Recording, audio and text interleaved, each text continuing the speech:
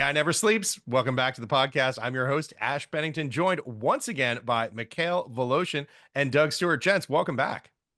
It's great to be here. Good to be here.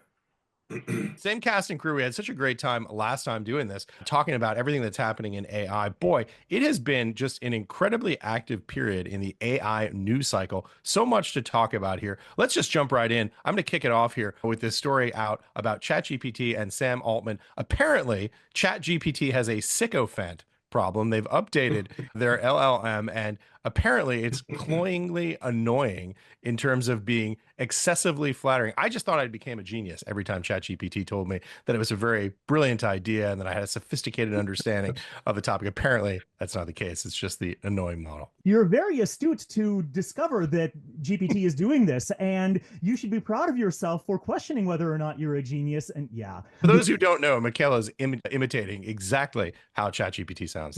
It's this groveling little obsequious thing that looks like it's some henchman that's reporting to an overlord. It's just been really annoying to a lot of people, and the key thing to understand is that it was trained to do this based on a process called RLHF, reinforcement learning from human feedback, meaning that, so we've talked about this before in more technical episodes, but the general gist is this: when you train a neural network, an LLM, from scratch, first, you take tons and tons of documents from the internet. You pull some from Reddit, you pull Facebook, you pull the combined works of Shakespeare, you take the Encyclopedia Britannica, you feed it all through. That teaches it how language works and how certain ideas correspond to one another. But that doesn't actually turn it into an agent. It merely turns it into a predictive language system. So in order to get it to cross the threshold into a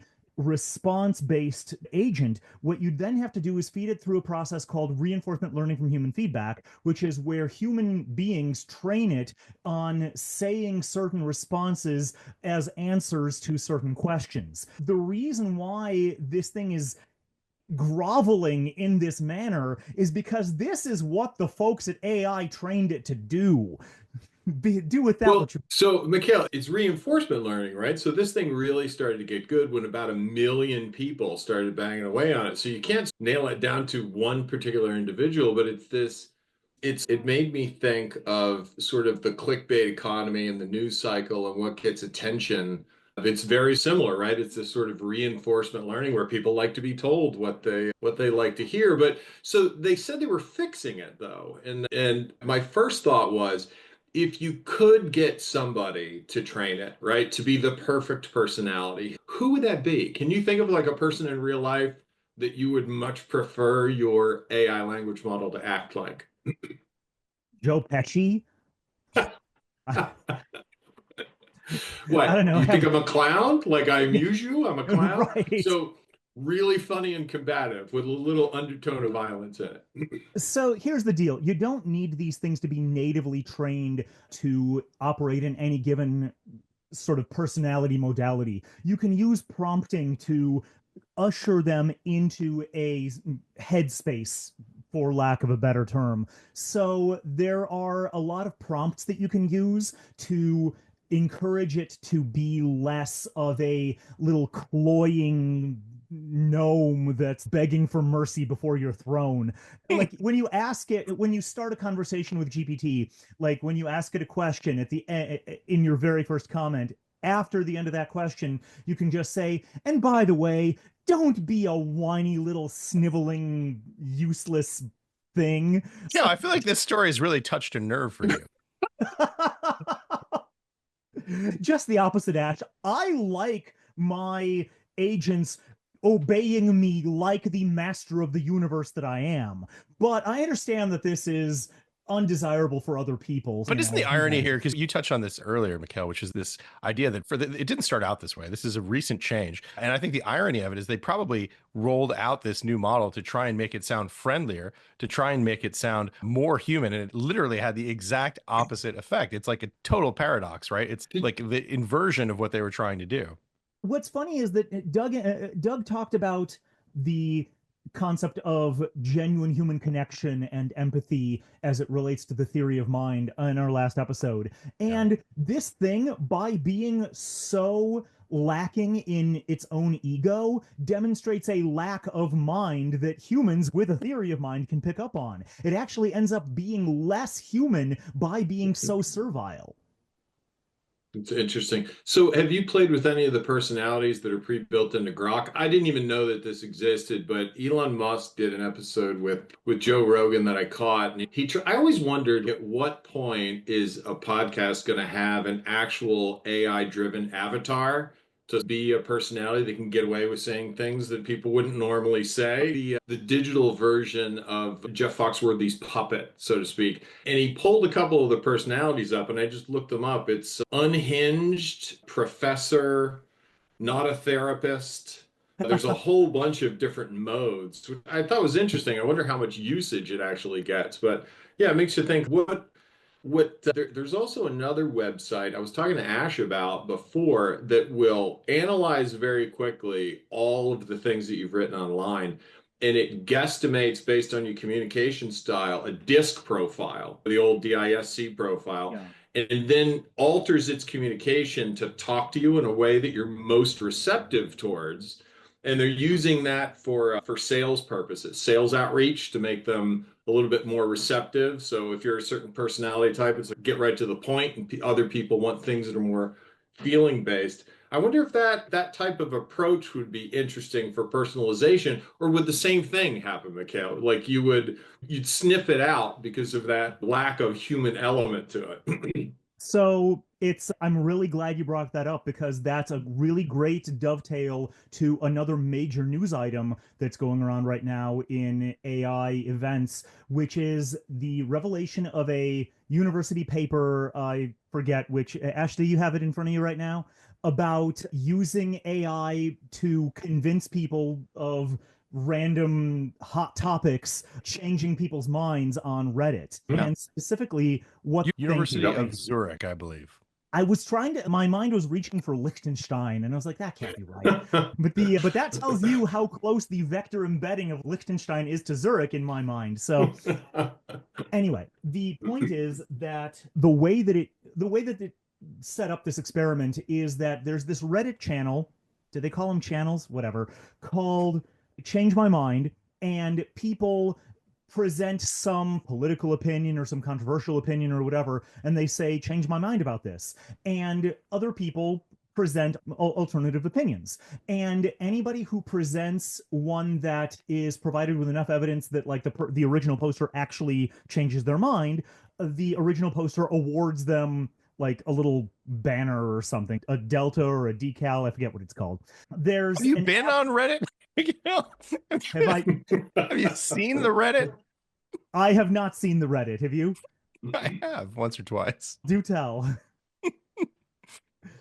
I presume it's as much of a cesspool as the rest of Reddit, but my point is that these AI bots were awarded, like, they posed as just other Reddit users, just other humans, and they would post arguments for alternative viewpoints on this channel, and they were awarded little deltas at least 6 times as often as any individual, any average Reddit human. And that's really the lead, isn't it? That the idea that the AI bots were able to be 6 times more effective than a human being at getting people to switch their minds. Wow. This is not right. Exactly. This is not a small, statistically insignificant effect. We're talking a 600% increase.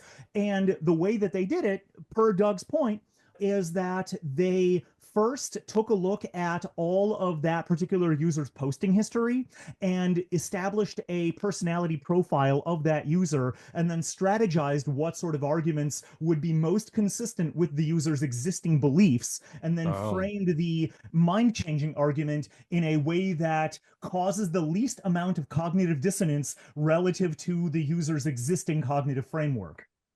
Really interesting. Really diabolical. It is, but it's diabolical. So it's a little like research generally is just to show that something is possible. And what's creepy about this one is the application of that. So what we're essentially talking about is manipulation at scale. whether you're using false information. So now think about, let's say you could build something that could prove a system, a model, a package where you could manipulate at scale. What does that do in the hands of the wrong people? It means that as much as you couldn't trust anything on the internet before, as I've said before, don't trust anything you read, even if you agree with it, especially if you agree with it, because we're Yeah. dealing with forms of manipulation that people are simply not cognitively immunized against yet. Now, there's going to be secondary and tertiary effects as people recognize that they are being manipulated through extremely persuasive arguments, and then they develop immune systems against that, and then the immune systems themselves will make people less capable of changing their minds about things that they really should change their minds about. So there's gonna be rough waters ahead. Let me come back to something that Doug touched on earlier, which was the Grok personalities. I was playing around with it actually like about a week or so ago, and I had three thoughts in rapid succession. The first one was, wow, this is really cool. And then the second, after playing with it for 5 minutes, was, well, it's actually a little gimmicky, right? Like the mad professor or the laid back surfer dude, it's a little gimmicky. And then the third thought I had was, boy, remember, like with everything else with this technology, version 0.0.0.1, the ability to have more fine, subtle, adaptive, nuanced personality is going to be something that's going to be a pretty extraordinary technology for good and potentially ill. Like compute cycles, Mikhail, like there was an article I saw this last week that talked about the massive amount of compute cycle that was required for being polite. I don't know if you saw this one, it was Yes. all over. And they put a number around it. And it just, as we start to scale these things and you do them for applications of business and you have to price out the crazy token models and all that stuff, you start to think like how much of the compute cycle is going to be dedicated towards getting something that's right for you. And in normal life, people would say things like, if a deal is too good to be true, it probably is. And it's almost like some version of that now applies to absolutely anything that you read online. We're 2 years into the AI revolution at this point, 2.5, something like that. And I think people are beginning to recognize that most of the news that they see online is either fake news written by AI or real news that's curated and spun for them by AI or some combination thereof.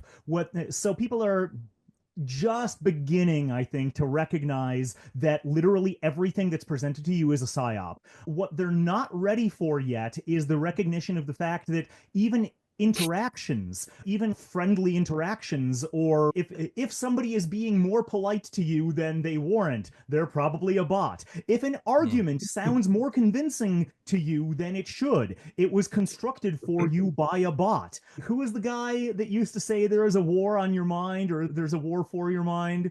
Infowars. Yeah. And yeah, that's very literally true right now.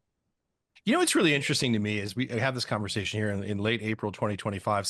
There's a perfect countermeasure for this. Now, it's interesting to me that we haven't really heard it discussed. I think it's something we're going to hear discussed more in the future, which is PKI, the public key infrastructure, asymmetric cryptography, and blockchains for validating and verifying authenticity, for example, of video and photographs, knowing where something came from because it was digitally cryptographically signed by a particular public key that you can verify through the PKI infrastructure. I have to think that's coming because otherwise, how the hell are you ever going to know whether or not a photograph is real, whether or not a video is real? The technology exists. It's embedded in the chips right now. I think Canon cameras have it where you can use this for forensic purposes, crime scene photographs and the Yeah. like. They use it today. There's going to have to be a way to validate and verify whether or not image. Look, we've got a midterm election coming up in shockingly just under a year. It begins in I think it's April 9th or April 7th, 2026 is when midterm voting starts. My God, this technology has gotten so much more sophisticated. How are we going to secure elections? How are we going to secure the integrity of knowing whether a video or a photograph, a foreign leader, the CEO of a company is saying something that they're not really saying because an AI bot has made them say it? I think it's going to Yeah. ultimately be. Like, who do you get to be the certification authority, Ash? I think it's embedded. It's embedded in the chip. It's got to be. It has to be literally the entire chain of custody for video and photographs. It's literally going to have to be a hardware solution that's embedded. And then I think the certification authority, in my view, and maybe this is just because I love blockchains, I think it's probably more likely than not going to be decentralized. Because to your point, Doug, if it's an individual or an entity that can change it or verify or validate or invalidate something that's valid, that's a major attack vector. I think it's going to be public chain cryptography and blockchains. Where's that chip made, Ash? That's a good question. You see the problem. Also, you're not solving, you're not factoring an RSA key yourself by hand. You're trusting some piece of software or hardware to do it, well, both software and hardware to do it for you. Do you trust its output when it says that this is a verified photo? How do you know that it's telling you the truth? Have they, just as a side item, has RSA opened up the code and the decryption to the federal government? Because the first headline I ever saw about them, this is a while ago, it's the first piece of software that was ever declared a munition by the government. Oh, I never followed that, but I always thought, my God, this is like in the beginning of Google days, that how powerful the encryption technology would be, but I don't know what happened to it since. RSA encryption is very much open source. The math behind it is actually simple enough that you can do it by hand, and not for very large numbers, mind you, but it's really not that bad. So what you're talking about is, some of our younger viewers might not even be aware of this, but the source code for the implementation of public key encryption used to be classified information. And when it was released, they couldn't really keep it under wraps because it was all based on math that was out in public domain. So even if the actual program itself was declared a munition, the implementation of it was merely an implementation of an algorithm that was widely known. So there were kids walking around in the late 90s with t-shirts of the source code for RSA implementation. And famously, there was a privacy advocate who had it tattooed on like the inside of his forearm. I think it might have been the PGP algorithm. But the idea that you can use some kind of PKI to authenticate media as it's being transmitted was toyed with long before we ever were concerned about the authenticity of the origin. This was a big deal back in the late 90s, early 2000s, when a lot of work was being done in, I forget the exact terminology, it's been 30 years, but the idea of the V-chip and the idea of using end-to-end encryption to ensure that digital media was not copied or replicated in an unauthorized manner. This dates back to the Clinton era DMCA and various other initiatives that tried to Clipper put chip. What? The V-chip and the Clipper chip. These were the Clipper outdoor chip things. Yeah. Yeah. The idea that you could take you could preserve the like end-to-end authenticity of a piece of digital information from start to finish in the hardware level itself. And the problem is that once it hits any kind of medium outside of the walled garden, then it's no longer protected by that walled garden by definition. So that's the reason why we don't really have a lot of the visions of the encryption system that we had for all media back in the 90s never really panned out, because dirty hackers always got in the way of the brilliant engineers who tried to thwart their way around them. And in the end, the hackers proved it can't be done. I just think it's hilarious that technology wasn't to secure our elections, but it was to like prevent you copying Beverly Hills Cop 2 on VHS.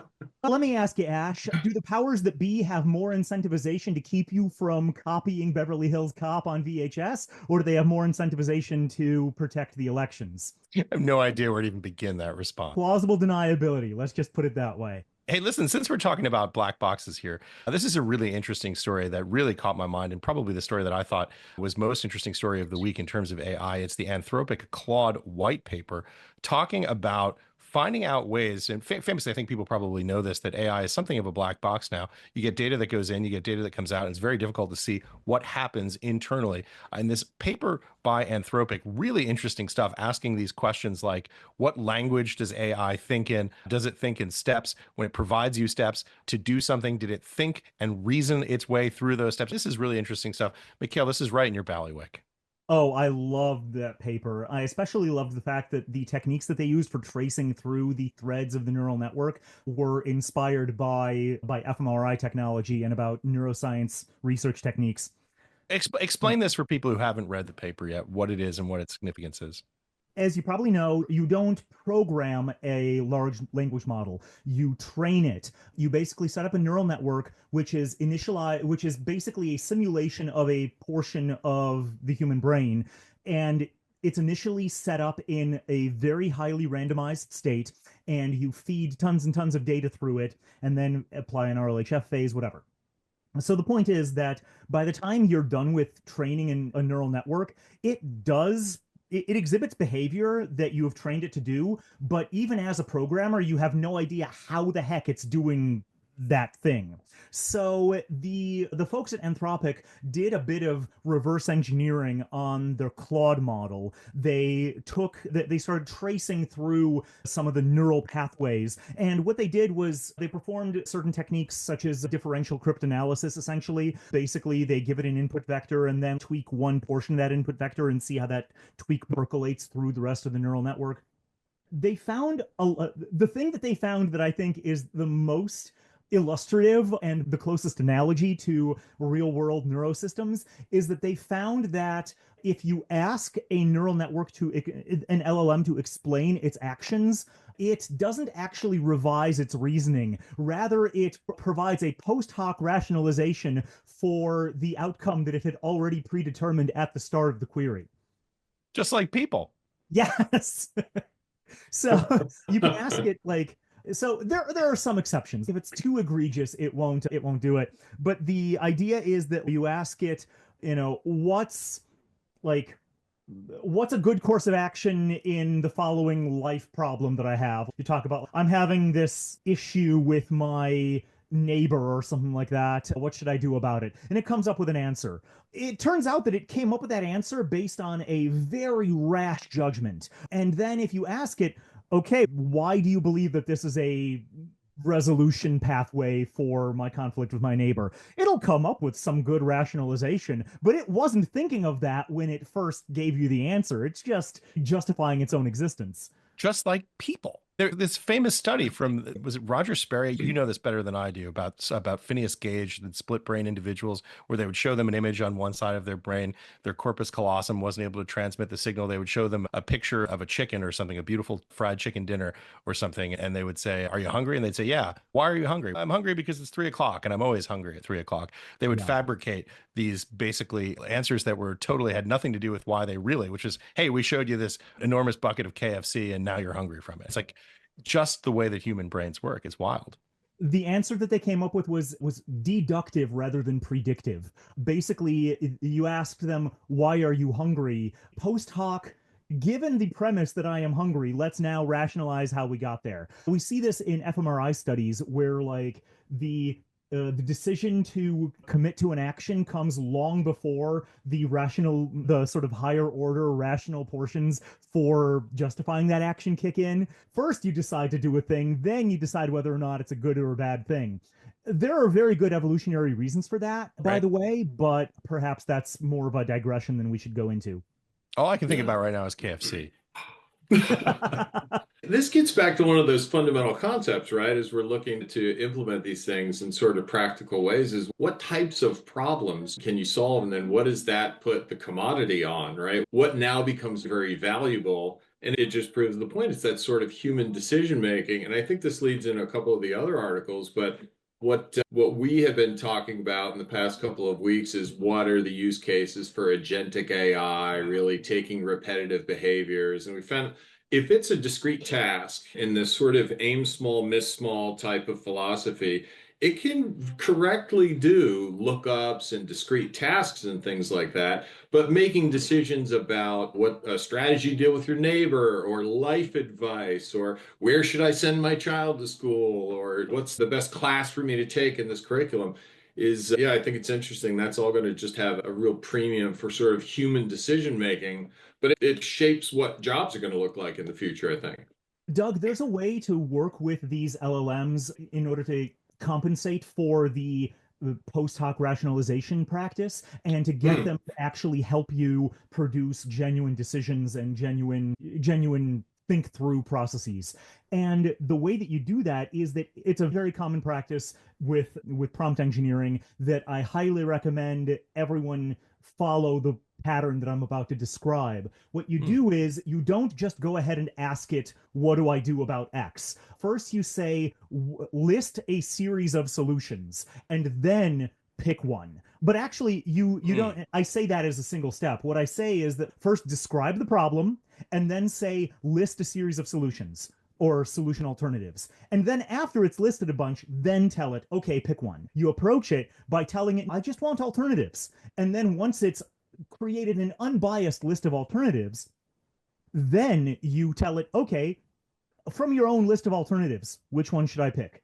Now, the reason why this works with LLMs is because, frankly, it works with people. If you ask a person, what should I do about this? They will give you what they think, but you will generally get better results if you ask a person to help you brainstorm solutions and then feed their brainstorm right back to them and say, all right, of these options you just come up with, pick one. It's so interesting. And it gets into this idea that essentially AI has become intelligent by reading 5,000 years of human discourse, human writing, human analysis, human created mathematics.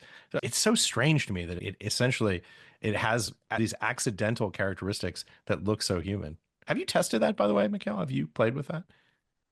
Have I tested reading 5,000 years of human literature? Yes. I assume you have. I assume. But have you tested the give us the solutions and put them in rank order, then pick one?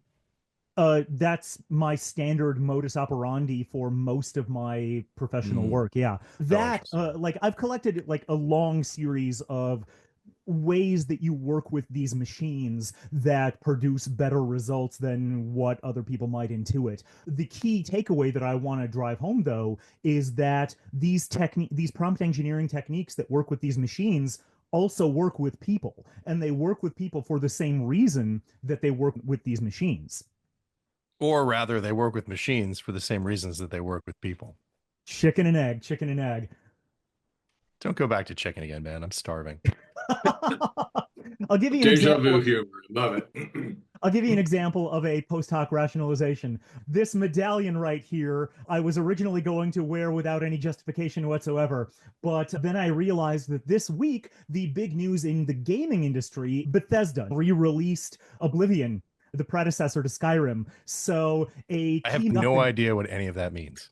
No, I literally. I was nodding politely. I was nodding politely. I was watching you nod politely, and all I was thinking was, Doug doesn't know either, man. He has no clue. It's 100% true. The Amulet of Kings now rests upon my neck, and the Dragon of Nirn protects the gates. I'm wearing a Lord of the Rings shirt next time, and I'm going to pre-train a language model to only speak like Gollum. I still have no idea what that means. Hey, listen, talking about other stories, and Doug, I think we're alluding to this one, which was the Duolingo story. Big headline from a post that Duolingo made. For those who don't know, Duolingo is an app-based language learning software that's gotten people really love this app. It's very well done. I've played around with it a little bit myself. And they essentially posted on LinkedIn saying, we are going to be an AI first company, which means that they're going to be reducing their reliance on contractors and focusing on AI. I would say it's probably a little early to start doing that, but very clearly they've made the determination this is the future.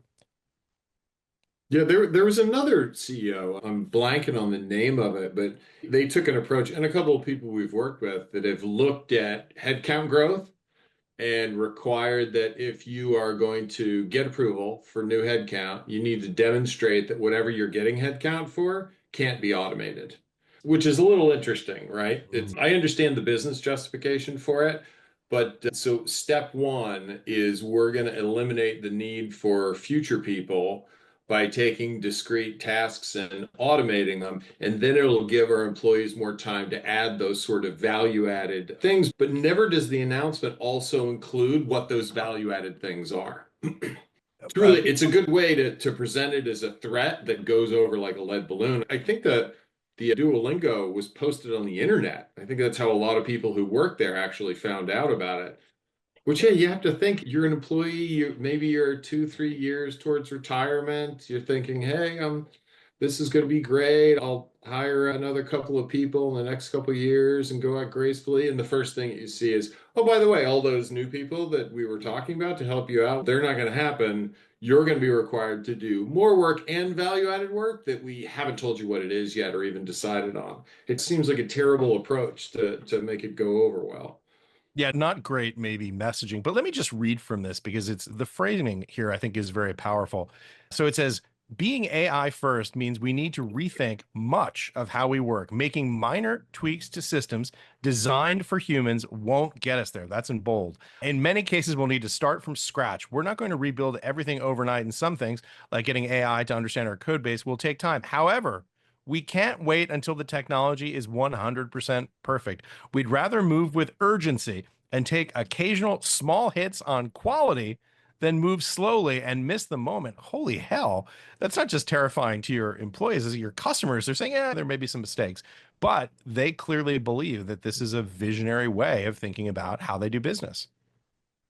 I'm glad that Duolingo is taking the chance on this because their success or failure, emphasis on the latter, is going to illustrate to other companies how to do things correctly versus incorrectly. By the way, this might be more appropriate for certain customer bases and certain markets than others.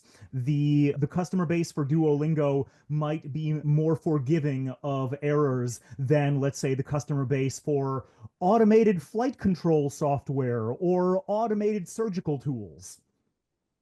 Yeah, I think their main product is like $5 a month. Limited downside to that. Yeah, not like flight control systems. Yeah, it's just interesting. It comes from Duolingo. I completely understand the desire to be leading edge. I think he mentions their move towards mobile technologies being an example of how being on the leading edge helped them shape their company. But of all the things that really, the way that you're going to differentiate yourself is really with that sort of human personal contact. Orpy line. We've got one more story here. I know this wasn't something that I sent out to you guys, but I want you to see this because it's a breaking headline from the Babylon Bee. And the headline is, newly discovered third epistle to Timothy features Paul warning him against starting a podcast. What he should have done was automate the podcast by having all of the other apostles, some of whom were dead at the time, I believe, just subbed in by AI. All right, guys, I want to just go around the horn here, do final thoughts, key takeaways from each of you, since we've talked about so much today. Doug, first over to you. Final thoughts, key takeaways from this conversation. Yeah, what Mikhail mentioned about that sort of predetermined conclusion, I think is going to stick with me because that is the way that people think, and it's not something that when you're trying to make rational decisions you normally want to do. So I probably, at least until the next time we get together, will be like very aware of whether or not when I started down a particular road that there was a predetermined clause. And of course, aware of absolutely everything I read online. And if it seems like it's just, if I agree with it just too much, I know it probably is manipulation. I want to mention one other thing that's been in the news that I guess we won't go into a deep dive today about, but it does speak of things that are coming. Microsoft released a very efficient model, computationally efficient, called BitNet B1.58, which is about as tight as you can possibly get in terms of how many bits you have per connection in a neural network. Each connection in the neural network is its ternary logic. It goes -1 or 0 or +1. And out of that, it can build several billion parameters, and the entire model, they have a 100 billion parameter version of this model that runs on a CPU at a speed that can produce tokens at human readable speed, about 5 to 7 tokens per second, and that fits entirely in 20 gigabytes of memory. What this means, practically speaking, is that the embedding of pre-trained language models into conventional software is very much on the horizon. We started this conversation talking about the number of CPU cycles and the amount of energy that's burned in the production of like politeness and stuff like that. Unlike crypto, which works by wasting energy, that's literally how it works. With That's AI, just, to be fair, that's proof of work, not proof of stake. Make the with distinction. with AI, the progress of technology such as BitNet B1.58 reduces the amount of energy burned in the execution of these algorithms. So the possibility of software having a language model that runs natively on the hardware that doesn't need to call out to a cloud, but that's able to just handle the generation of words on the device that you're working on is very much around the corner. Was this a response to DeepSeek, Mikhail, or this was it just happened as a result? I'm not familiar with it being connected to DeepSeek in any way. Yeah, DeepSeek's claim to fame was we can do the same thing that the other language models would do at a fraction of the energy consumption, at a fraction of the computational cost. It was the we're more efficient play. That was a month ago or something like that. Yeah, and NVIDIA got whacked on that Yeah. news. Part of the way that DeepSeek R1 was able to achieve that was by being very selective about what training data they exposed to the neural network during its nascent stages. The way basically OpenAI and other conventional LLMs have been trained on just blasting them with everything on the internet. And they, in fact, so much so that there were discussions about whether or not we're running out of data. We're not running out of data. But the point is that more data isn't necessarily better, because what DeepSeek R1 showed us was that by carefully curating the data that you train it on, you reduce the confusions. Hey, Mikhail, can I ask you a question, just a follow up on DeepSeek? Because this was a question that somebody asked me. I didn't really have a great answer to it, which was ultimately, so there was obviously that you saw, as I mentioned earlier, the price of NVIDIA sold off when that news broke. And then there were questions that people were raising saying maybe DeepSeek didn't do everything that we thought it did initially. And then there was a backlash. No, it really did. Where did we ultimately land with that? In layman's terms, the real question is, was it as impressive as people initially thought? Less impressive, more impressive?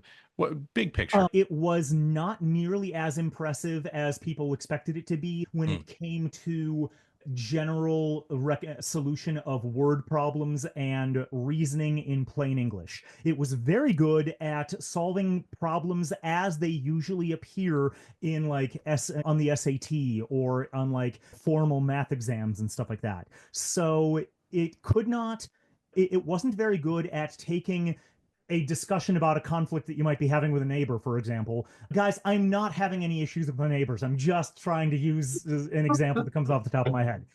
My neighbors are awesome. But the point is that it was very fixed in the mindset of a high school senior taking a math exam and solving word problems that are phrased like a math exam.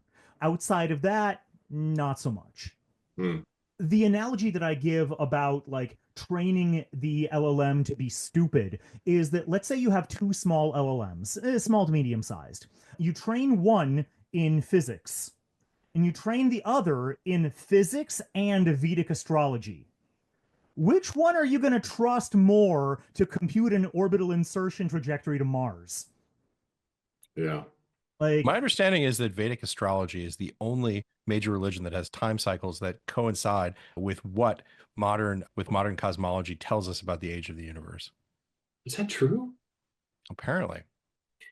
I want to know more about that. That sounds pretty cool, but I'm still not going to try to get to Mars on those computations. The point is that if you try to give this LLM information that is of a similar class or that sounds similar to previously trained information but is contradictory or conflicting in any way, then that degrades LLM performance. You can essentially take a smart LLM and train it to be stupid by giving it stupid data. And think about humans and what our exposure to media is, and you can draw your own conclusions from there. I can't think of a better place to end it there. By the way, there's a very famous Carl Sagan clip. We'll put the link in the description where he talks about the Vedic cosmology and modern physics and cosmology. Guys, always a pleasure when we do these conversations. I can't wait to do this again. I get a lot out of it, and I hope our viewers do as well.